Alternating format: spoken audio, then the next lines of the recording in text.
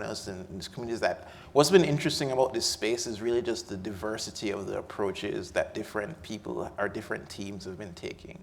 I know certainly, I think 2 or 3 years ago when we started the conversation around like the Code for All network with Catherine and with everybody else, it was thinking, well, let's all do the, either let's all do the fellowship program, or fellowship means this plus, government plus fellows. It means a number of these, here's a brigade, here are these different things. But I think very quickly, as part of that conversation, different partners coming in at different places, recognizing that there's a huge diversity of context that exists in a number of different places that kind of affect what is the most effective way to engage in improving access to public services, or even just access to like facilitating participation of citizenry.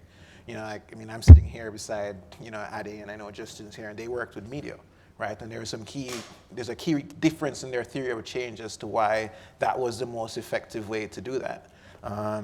Julia and the Germany team, started with the fellowship, but then kind of pivoted to focusing on the labs. And I think how quickly they kind of grow this network of labs across Germany was fascinating. But that made sense because of what was going on already in terms of the community there.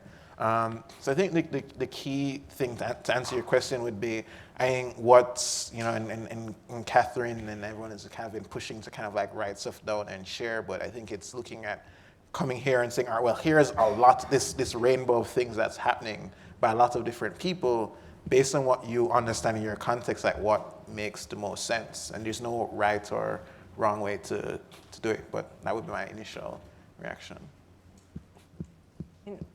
I think that just one thing I would say is that when we started, the initial thesis of Code for America was that we would, teams would create apps and then they would be open source, so they would just spread naturally, and it didn't really happen very well initially.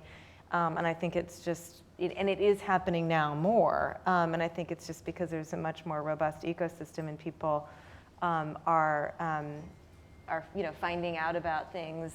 And so they're starting to spread more. We had made an investment early in this thing called Civic Commons, which it was probably too early. Now we're kind of looking back at that, which would be, kind of catalog of, where can I just adopt something instead of reinventing the wheel. But, and I'm sure that you have, more to say about this, but the local context does really matter. I mean, you can move a tool from one context to another. You very rarely move the exact same impact from one place to another.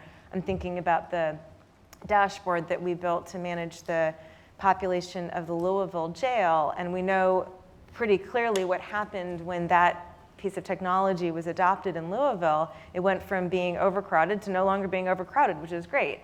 Denver picked it up, and re-implemented it, and the impact they've had has also been positive, but it's been a different impact on the population of the jail because the practices that go along with the tool are slightly different, and the context is slightly different.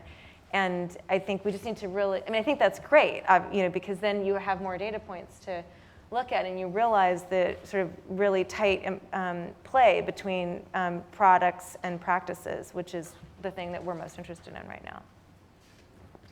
Catherine, do we have time for one more question? I can't see you. Oh, sorry, great. Okay. And Adam here has. Great. Hi, I'm Danielle. I work for the Open Society Foundations, and I have a question for Adi, but I would love to hear from everyone else what you think. I really like your honest and critical evaluation of the projects, and I sometimes have the impression that we are not sharing these stories enough. And as I'm a funder, you can imagine, I hear them even less than everybody else here. And I really don't mean this as a let's all embrace our failures way.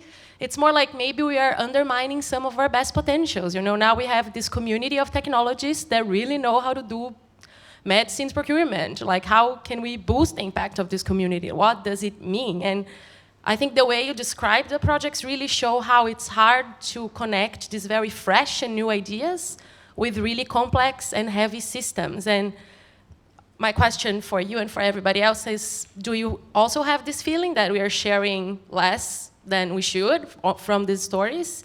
And what do you think would be a good space for us to share these stories? You said before that maybe it's the academics that should be looking into this, but how can we capture their attention to the right question? Or should we be publishing this story? Should we be doing 25 panels like this? Like, what do you think? Like, do you have ideas of how can we build this space for sharing this? We've actually spoken about this quite a bit, and it's, I mean, firstly, I think these fora are actually, they're key. It's really the first time that many people really discuss some of these things, and you get to the nitty-gritties and you really probe, oh wow, that's amazing, how did it work? Well, no, but really, how, and then you know, so I think that what's quite important is that face-to-face. Every time I come to one of these events, I learn more and more, and I realize that sort of there's that glossy veneer, but when you poke beneath it, and I don't say this in a negative way, there are real issues, and it's very good to really probe into that. And as you say, to be quite honest, just to know, I mean, for instance, you talk about the MOU, right? So the MOU is still going back and forth. We have an exact same problem with the city of Cape Town and our MOU. We offered them a huge amount of sort of technical resources for free. They're very, very keen, but essentially getting that sign through the city is very tough, and I think that sort of conversation is really good, and I think that we should see ourselves amongst friends because we're not writing up proposals. We're really just trying to learn from each other. So this sort of thing doesn't scale, right? We can't go every week to an international conference. It would be cool if we did, but I think we should take these opportunities to have sort of real, meaningful conversations. We held a fail fest at Code for America last week. Actually, Alex Sobel and Tiffany put this together. It was really enlightening. I think we borrowed that from Nancy Lublin, who does them at Do Something and now at Crisis Text Lane.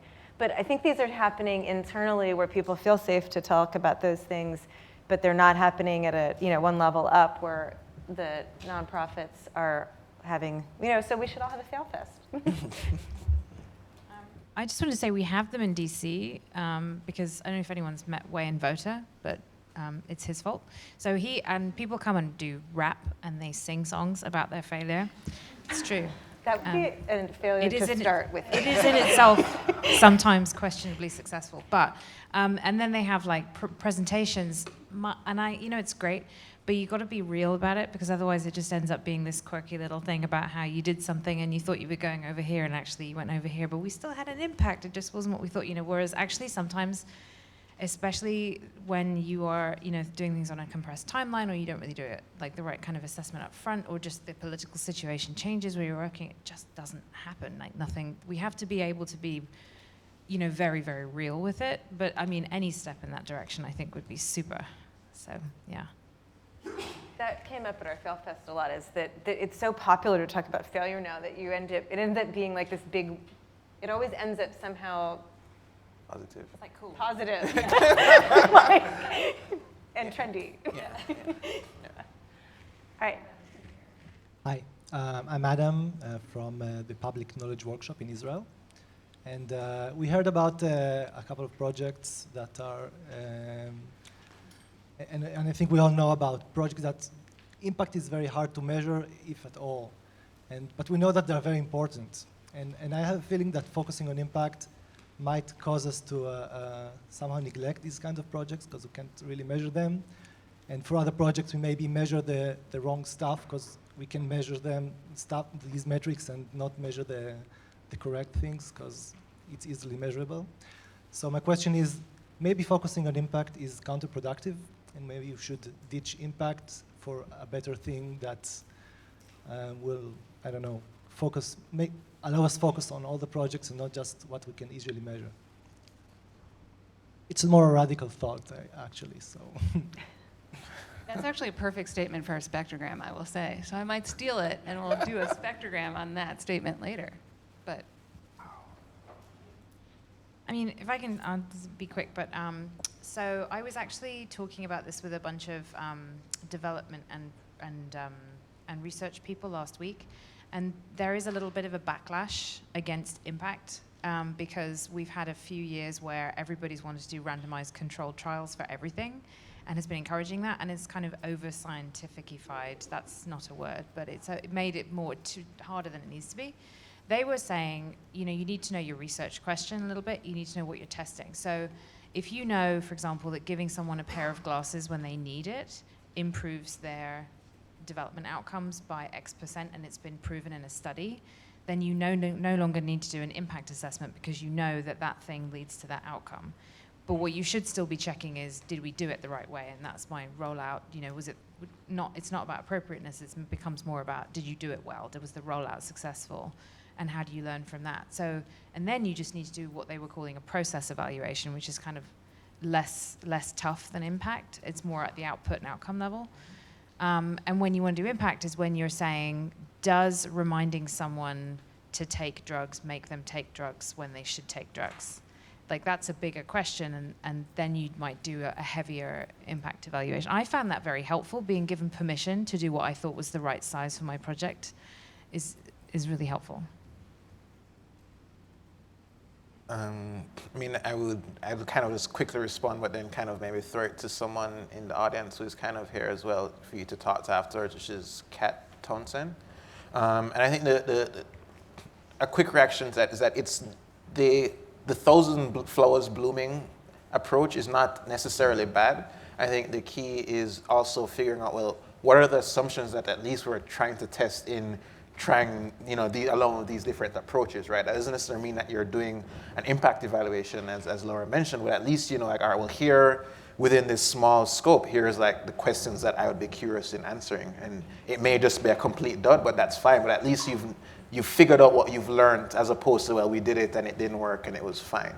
I know the reason why I mentioned Kat, because I think the program that she's loosely associated with USAID is DIV, Development Innovation Ventures, and they have kind of like a scaled approach. So it's like, if you're in the early phase, you can kind of explore and, we'll kind of give you some funds or whatever, but here are the questions that you're trying to figure out. And then they might do like a scaled pilot across a number of different areas. And then at a much lower level, you're doing like impact evaluation. So just kind of what Laura was implying, that know where you are in the spectrum, but at least know what you're trying to test, at least loosely. So at least you've figured out what you're trying to learn.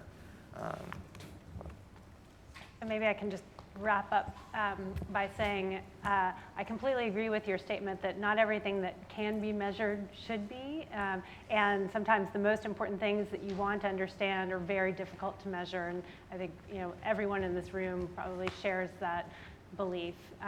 I would hope to end on a hopeful note by saying I don't think that means you shouldn't try. And that you shouldn't measure, because ultimately, we're all in this work because we want to make an impact and a difference in some way, shape, or form. And so rather than kind of saying, it's too hard, let's not do it, which I know you weren't saying, but to kind of put it to the side will do all of us and our work an injustice going forward, because we want, I think, ultimately to have some sense of collective impact in the work that we're doing. So I just invite us all to continue this conversation about the failures, the trendy and the untrendy failures, and the difficulty of doing this work, so that we can try to figure out some themes and some positive points that are working and share those among all of us. So I'd just like to thank all of our panelists one more time for their candid and honest comments, and invite us to lunch. Yes. And thanks to our moderator.